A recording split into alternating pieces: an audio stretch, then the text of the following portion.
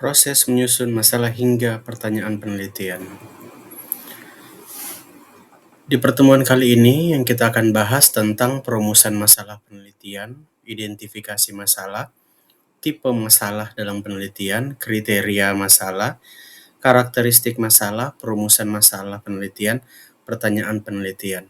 Jadi, pada pertemuan kali ini, inilah beberapa poin yang akan kita bahas. Kita masuk yang pertama, terkait pengertian perumusan masalah penelitian. Perumusan masalah penelitian merupakan tahap awal dari proses penelitian yang melibatkan identifikasi, penentuan, dan penyusunan masalah atau isu yang akan diteliti. Jadi sebelum kita melakukan atau menarik suatu topik penelitian, kita harus memulai itu dari awal, dari perumusan masalah penelitian. Contoh, seorang perawat ingin melakukan penelitian untuk meningkatkan efektivitas manajemen nyeri pada pasien pasca operasi. Perumusan masalah akan mencakup identifikasi faktor-faktor yang mempengaruhi manajemen nyeri. Semoga contohnya ini bisa dipahami ya. Berikutnya, perumusan masalah itu kenapa menjadi penting? Itu yang pertama, tujuannya untuk menetapkan fokus dan arah dari penelitian perawatan, memungkinkan identifikasi masalah yang memerlukan perhatian khusus. Contohnya dengan merumuskan masalah penelitian dengan jelas, seorang perawat dapat memastikan bahwa tujuan penelitian adalah untuk meningkatkan kualitas perawatan pasien dengan kondisi tertentu. Adapun manfaatnya itu ada 4 poin. Yang pertama itu meningkatkan kualitas pelayanan perawatan, mengoptimalkan hasil kesehatan pasien, memberikan dasar teoritis bagi praktek perawatan, dan mendorong inovasi dalam bidang perawatan. Yang kedua, setelah kita melakukan perumusan masalah penelitian, kita identifikasi masalahnya. Identifikasi masalah itu ada 4 poin. Yang pertama, kita melakukan observasi klinis. Yang kedua, kajian pustaka. Yang ketiga, pengalaman praktik klinis. Dan yang keempat itu, diskusi dengan rekan sejawat untuk kita mengidentifikasi masalah.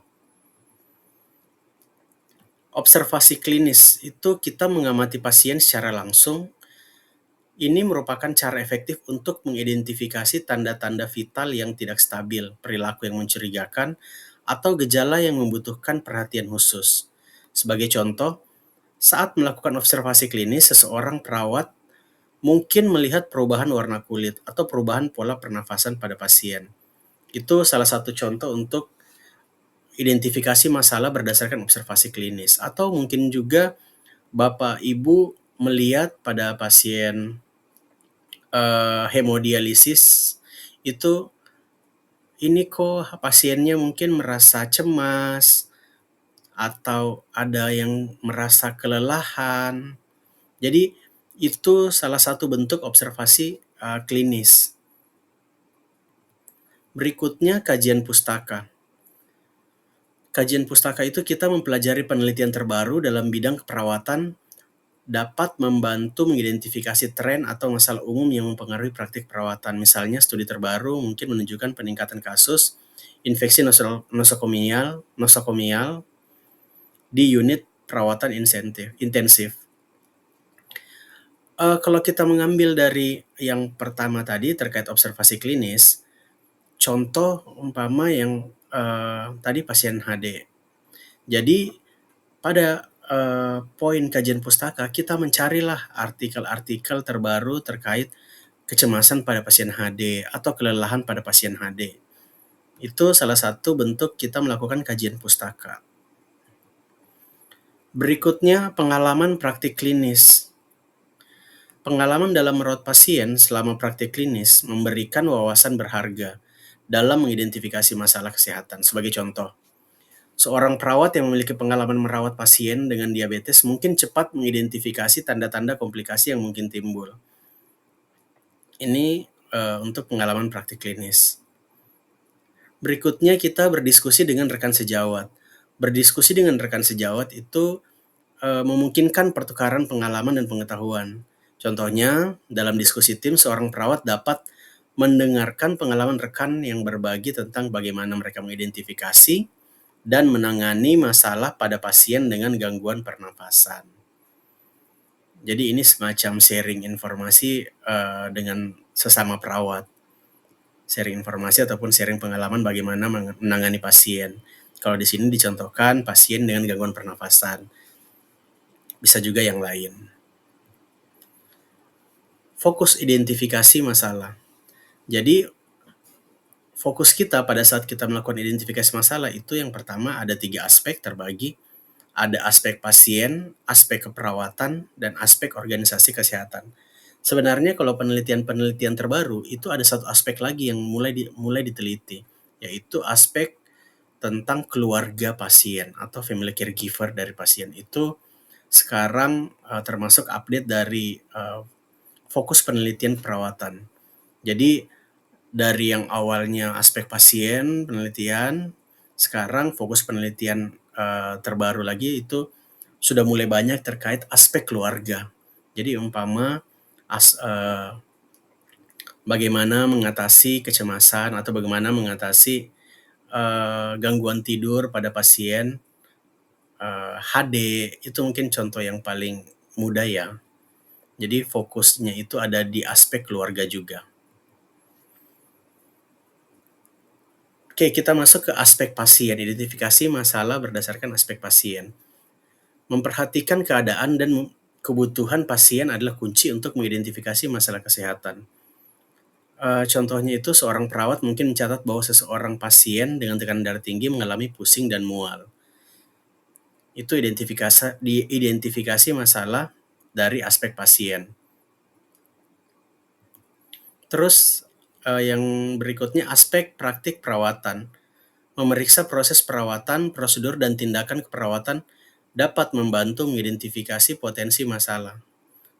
Contohnya, jika suatu rumah sakit memiliki tingkat infeksi nosokomial yang tinggi, hal ini dapat menjadi masalah yang memerlukan perhatian. Jadi, kalau kita mengidentifikasi masalah berdasarkan aspek praktik perawatan, kita bisa melihat masalah-masalah yang terjadi baik itu di tempat kerja, di rumah sakit, ataupun di puskesmas. Itu kita bisa melihat, kita identifikasi masalah apa nih. Kalau di sini dicontohkan tentang infeksi nosokomial. Berikutnya, aspek organisasi kesehatan. Mengkaji kebijakan prosedur dan sistem di institusi kesehatan adalah penting, atau ini sangat penting untuk diidentifikasi masalah terkait administrasi dan keamanan pasien. Sebagai contoh, jika sebuah rumah sakit tidak memiliki prosedur yang jelas untuk penanganan kasus darurat, ini dapat mengakibatkan keterlambatan dalam pelayanan. Jadi mungkin judul-judul penelitian mungkin yang Bapak Ibu pernah baca terkait kepuasan pasien terhadap pelayanan di rumah sakit A, itu yang kayak gitu-gitu. Itu identifikasi masalah berdasarkan aspek organisasi kesehatan. Berikutnya kita masuk ke tipe masalah. Tipe masalah itu itu ada di sini terbagi 4 untuk praktik perawatan. Yang pertama itu kita masuk keselamatan pasien. Keselamatan pasien ini mencakup semua aspek yang terkait dengan keamanan fisik dan emosional pasien.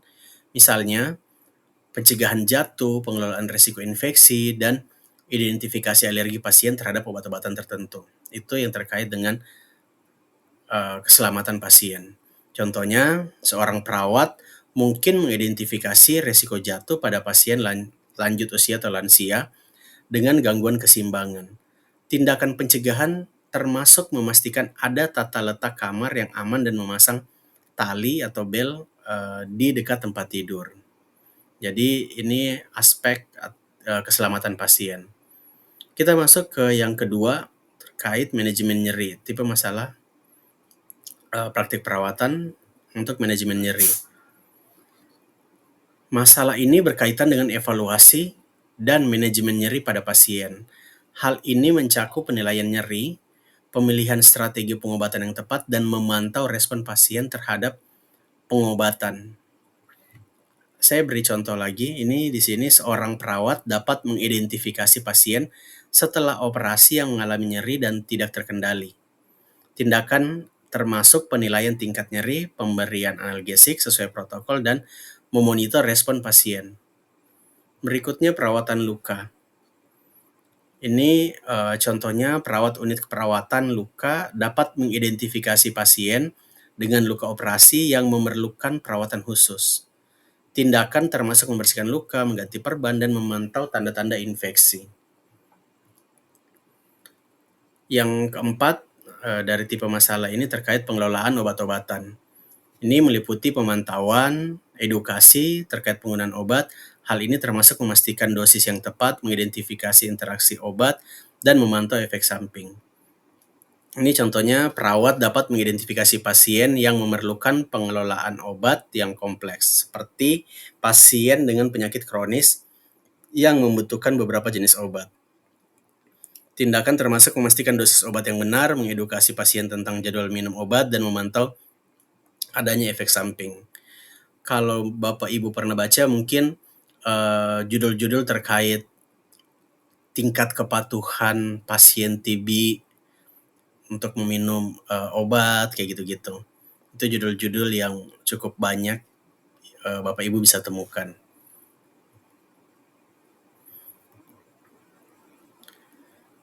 Terus berikutnya ada tipe masalah organisasi kesehatan.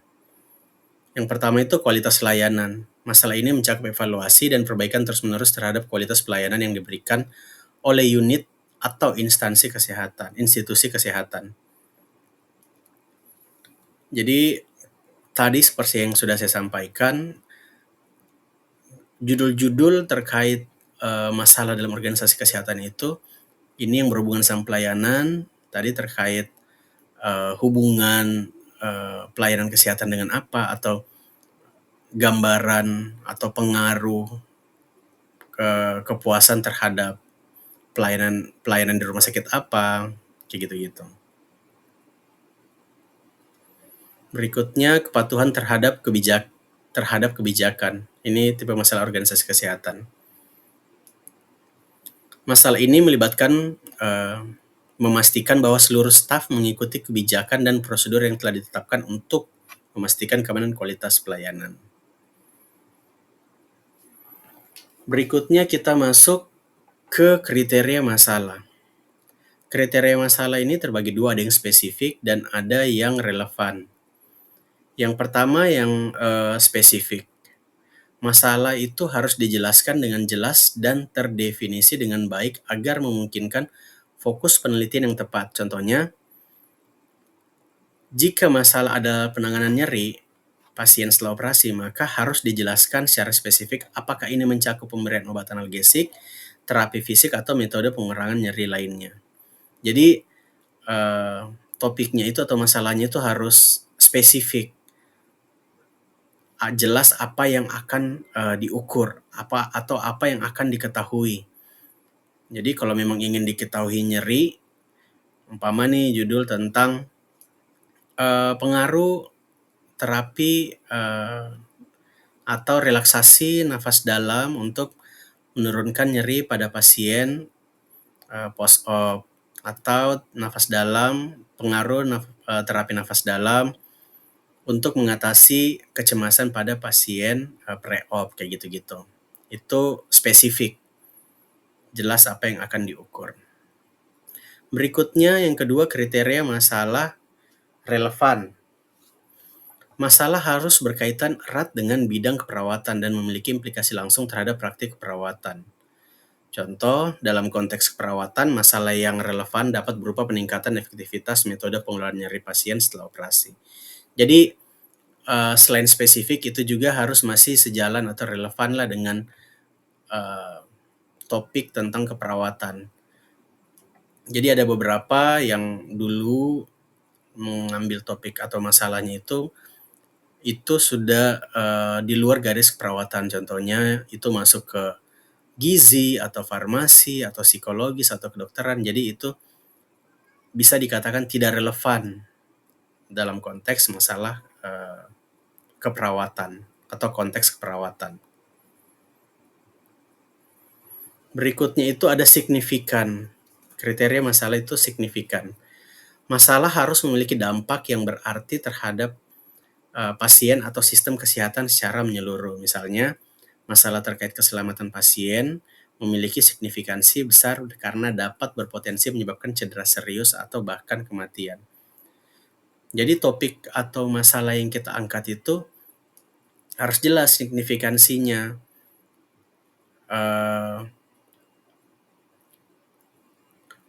Betul-betul ini dampaknya itu kenapa harus ditangani, karena dampaknya mungkin akan berpengaruh atau akan berpengaruh langsung terhadap kualitas hidup dari pasiennya, sehingga ini sangat penting untuk diangkat menjadi masalah dan dilakukan penelitian seperti itu. Ini saya kasih sedikit contoh konkret, misalnya perawat di unit bedah mengidentifikasi masalah spesifik terkait penanganan nyeri pasien setelah operasi. Masalah ini relevan dengan praktik perawatan dan memiliki signifikansi karena pengelolaan nyeri yang efektif dapat mempercepat pemulihan pasien dan mengurangi resiko komplikasi. Oke, berikutnya karakteristik masalah. Itu ada kompleksitas dan prevalensi.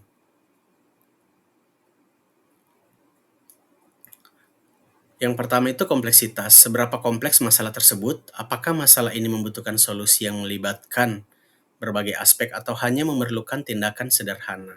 Contohnya, masalah manajemen nyeri pasien setelah operasi mungkin memerlukan pendekatan yang komprehensif, termasuk penggunaan berbagai metode analgesik, terapi fisik, dan pemantauan yang cermat. Yang kedua, prevalensi. Seberapa umum masalah tersebut terjadi dalam praktek keperawatan? Apakah masalah ini merupakan situasi umum atau lebih merupakan kasus yang jarang terjadi? Contohnya, masalah keselamatan pasien adalah masalah umum di hampir semua setting keperawatan karena mengenai aspek kritis dari perawatan pasien. Contohnya itu dalam mengidentifikasi masalah manajemen nyeri pasien setelah operasi. Perawat mungkin menemui situasi yang kompleks seperti pasien dengan riwayat alergi terhadap beberapa jenis analgesik. Sementara itu, masalah keselamatan pasien adalah sesuatu yang relevan dan signifikan dalam setiap unit keperawatan karena mengenai keamanan pasien secara umum. Berikutnya kita masuk ke topik perumusan masalah penelitian. Tadi identifikasi udah, sekarang kita masuk ke perumusan masalah penelitian. Yang pertama, memilih judul penelitian. Judul penelitian adalah representasi singkat dari esensi dari masalah yang akan diteliti. Judul yang baik memudahkan orang untuk memahami topik penelitian.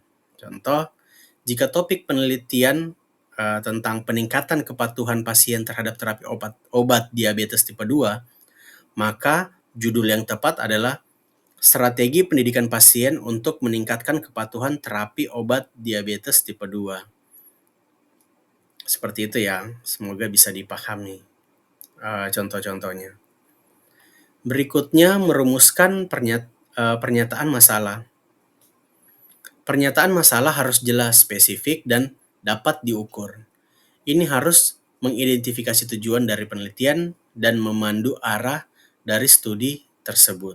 Contohnya, untuk penelitian tentang kepatuhan pasien terhadap terapi obat diabetes, pernyataan masalah yang tepat adalah apakah pemberian edukasi terstruktur kepada pasien dengan diabetes tipe 2 dapat meningkatkan tingkat kepatuhan mereka terhadap terapi obat.